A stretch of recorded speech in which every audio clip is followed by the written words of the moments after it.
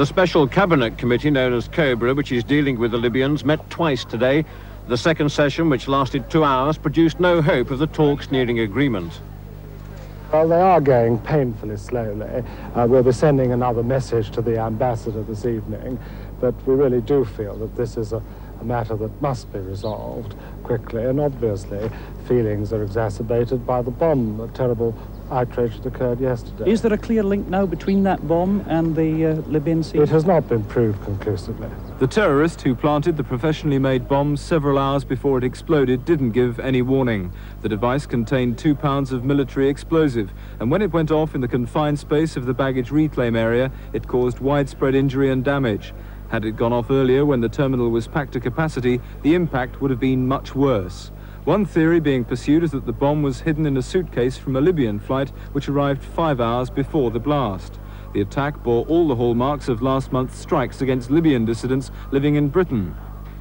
The device was a similar size and type, but has the bomber escaped? He could be in this country. On the other hand, he could have flown out on the return flight to Libya, or on a return flight from any of those other 80 that flew in. It's all speculation at this stage. But you do seem to be speculating particularly about the Middle East. Yes, because of the type of bomb that it is. Mr. Hucklesby repeated his warning about the possibility of further attacks. Meanwhile, Terminal 2 returned to bustling normality today, showing few signs of last night's explosion.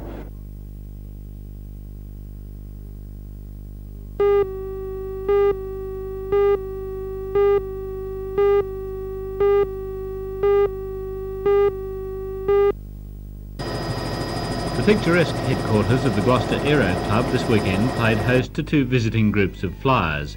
Some came with home-built ultralight aircraft that ranged from this sleek little VW-powered 2-seater to others that are powered flight at its most basic.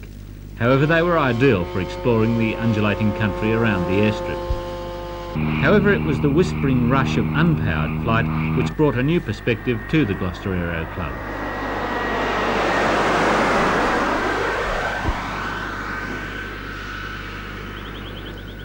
The Newcastle Gliding Club, which normally operates out of Warkworth near Singleton, moved a number of its aircraft to Gloucester in the hope of riding a wind wave from the adjacent ranges.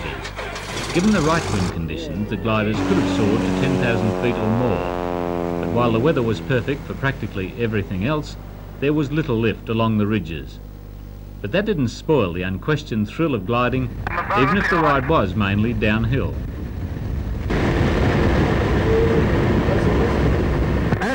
Keep going, as you are. The Gliding Club plans to return to Gloucester when wind conditions are more favourable for gaining height. That probably means waiting until the nor'westers blow.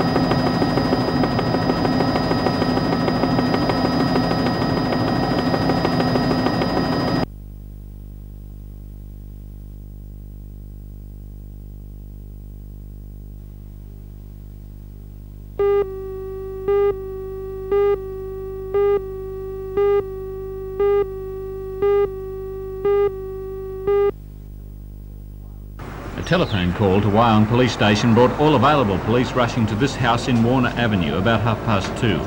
In the telephone call, police say a man threatened to shoot anyone who came near the house. Police hurried to close off nearby streets and warned residents to stay inside their homes. Officers at the scene included specially trained members of the Tactical Response Group. Negotiations with the man, who was alone inside the house, were carried out by telephone. And eventually, about 3:30, he threw a rifle out of a window and surrendered to police, ending what the officer in charge of the Wyong area, Inspector Carpenter, described as a potentially explosive situation. The 22-year-old man, who is known to police, is now being questioned at Wyong Police Station.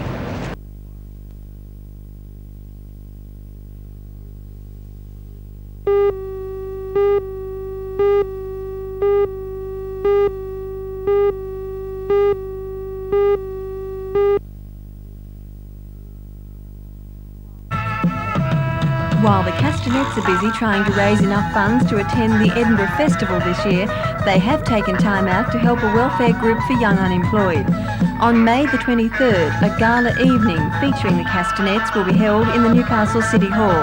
The money raised will go to the Newcastle Youth Accommodation Services at Wallsend, formerly known as the Young People's Refuge.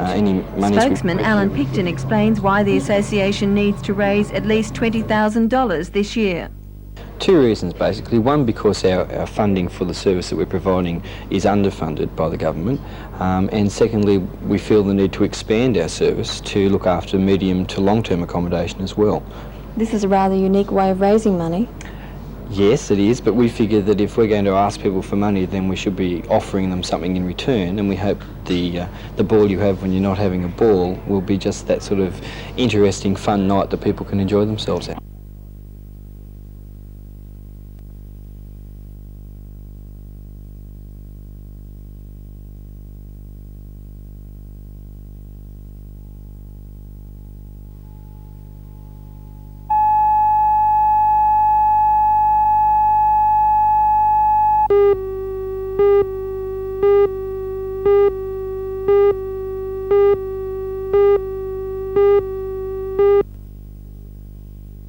Trying to sleep.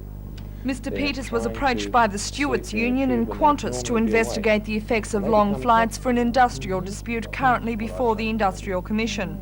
After travelling with the crews and testing them, Mr. Peters has drawn certain conclusions. If you're producing the day chemicals during the night time, it means that you do not have a normal sleep. But more important, the long-term reaching effects are these. High levels of cortisol, that is a daytime hormone, will lead to immunological suppression. What does the immune system do?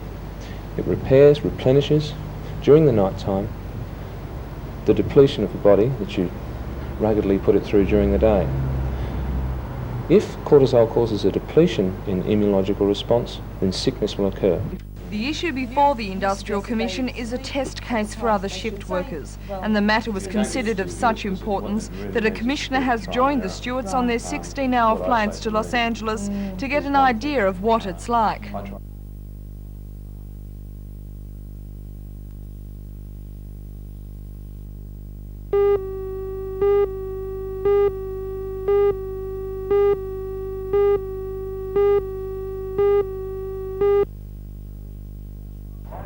The wreckage of the early model Nissan Patrol illustrates the impact of the crash. The vehicle hit a signpost and then a power pole about 100 metres west of the intersection of Maitland Road and Industrial Drive.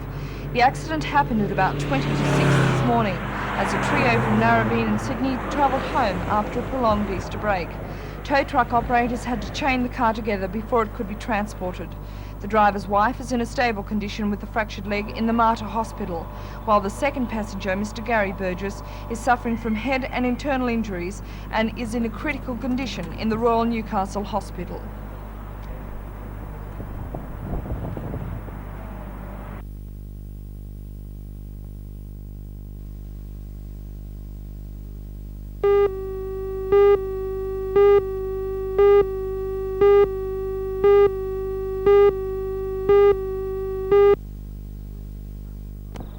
This action comes from the Lakes United Central Charlestown match at St John Oval, Charlestown.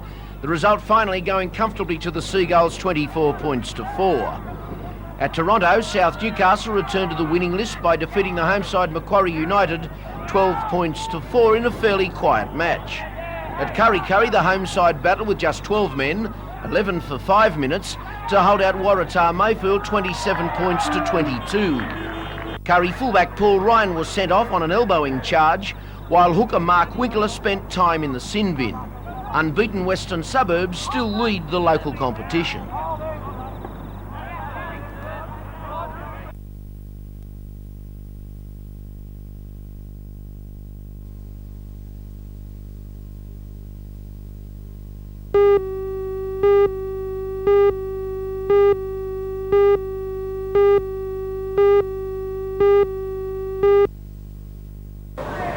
Victoria defeated the home side 1 goal to 0.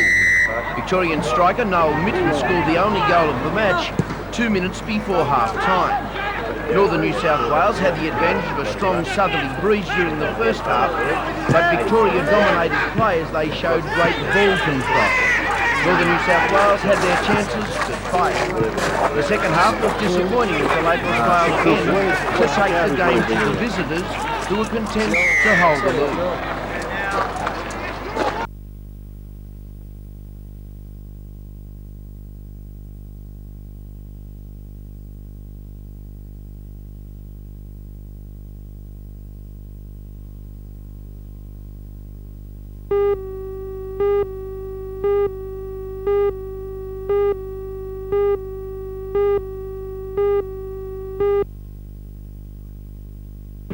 It might look too pretty, but as industrial estuaries go, the Hunter River is apparently not too badly polluted. A monitoring campaign carried out by the State Pollution Control Commission has prompted several industries to clean up their acts to some degree over the last year. Generally, we're satisfied that the industries that have been discharging to the Hunter Estuary have made a concerted effort, particularly in regard to the levels of zinc that have been in the harbour. The BHP, for instance, has reduced its output from 2,000 kilograms a day down to about 70. That's over the last 10 years. Tube makers have still got a bit to go on the plant that they're commissioning at the moment. It's obvious though that there's still pollution flowing into the Hunter. Is there still room for improvement?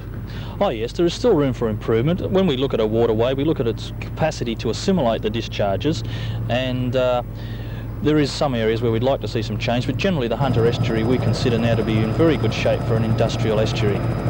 The area being sought for oyster leases is in Fullerton Cove, where water quality is obviously dependent on the Hunter. But the Fisheries Department is now confident that it's quite safe for limited commercial oyster growing in this area. If our results continue as the way they're going, we're still continuing this sampling program. It's possible that we could keep oysters there for the whole of their natural growing period. But at the moment our sampling isn't complete. With the results that we have available so far, we would certainly guarantee that they would be safe for human consumption, having been relayed there for periods of up to 2 months for fattening purposes. With so much industry around, will it require a continual monitoring program to ensure there isn't any new polluter? Oh, I think that's always so, and that's so in every area, and it's particularly so in Newcastle, which is a heavy industrial area. There's widespread use of zinc in things like galvanising and such like, so it's always a potential problem.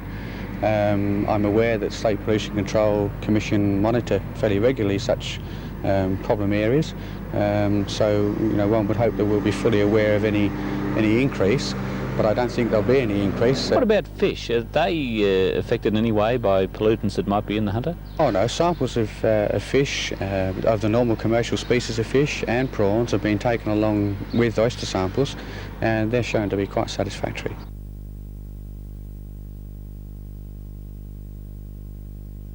Affected by some pollutants. The pollutants we're talking about in terms of oysters, of course, are heavy metals, particularly zinc. Now, oysters, in common with quite a number of bivalve molluscs, seafoods, have a particular affinity for zinc. They actually accumulate zinc preferentially, and for that reason they're often used as sort of biological monitors for heavy metal levels in water. When you've got very, very low levels in water, which in fact would be undetectable by most normal methods, if you look at the oysters, because they concentrate them, you can actually detect whether those things are around. Now that doesn't occur with fish and prawns and such like. Do you feel there's any danger with the fish that are taken from the river, especially near the industries? Oh no, samples of fish, of the normal commercial species of fish and prawns have been taken along with oyster samples, and they're shown to be quite satisfactory as far as heavy metals levels go.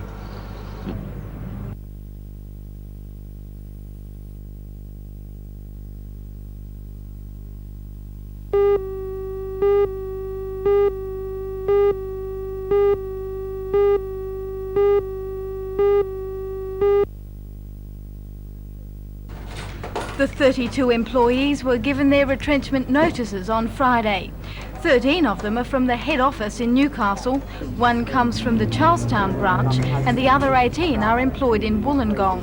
When a company sacks a large number of its employees at the one time, it's usually seen as an indication that business is not so good. But according to the management, in NIB's case, that's not true. No, that quite frankly is quite ridiculous. I can only assume that such a ridiculous suggestion has perhaps been made by one of our competitors. As with all health funds, NIB is closely monitored by the Commonwealth Department of Health. It is one of the soundest, and forgive the pun, healthiest of health funds. And it's easily the major fund in Newcastle and Hunter Valley, and one of the 4 major funds in New South Wales, so I can assure you that's not the case at all. But you have retrenched more than 30 staff members, and there must have been a reason for that. Yes, we regret that it has been necessary to reduce our staff in order to retain our distinct competitive advantages in the marketplace and remain efficient. It has been necessary to reduce our staff to an efficient operating level. When the introduction of Medicare was imminent, NIB began seeking ways of diversifying. Now, along with health insurance, it offers general insurance and has also set up a travel agency. According to Mr. Rogers, both ventures are proving successful, but are not generating enough work for the company to maintain its pre-Medicare staff levels. The services that we now provide don't quite take the place of what we were previously doing in terms of medical processing. Mr. Rogers, is the company planning any more retrenchments? No, we have done the necessary pruning, if you like, of staff to bring it down to what we consider to be an efficient operating level.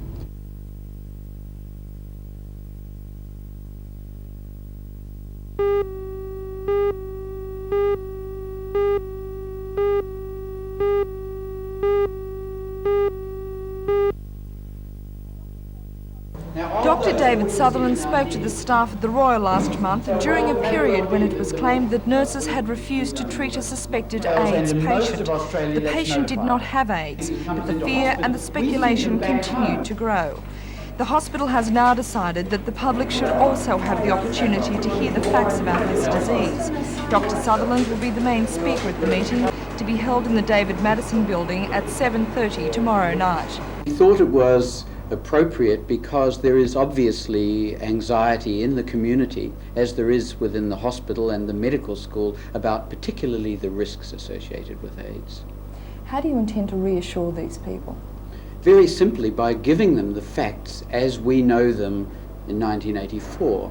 I think most of the anxiety is due to lack of information and in some cases disinformation or wrong information.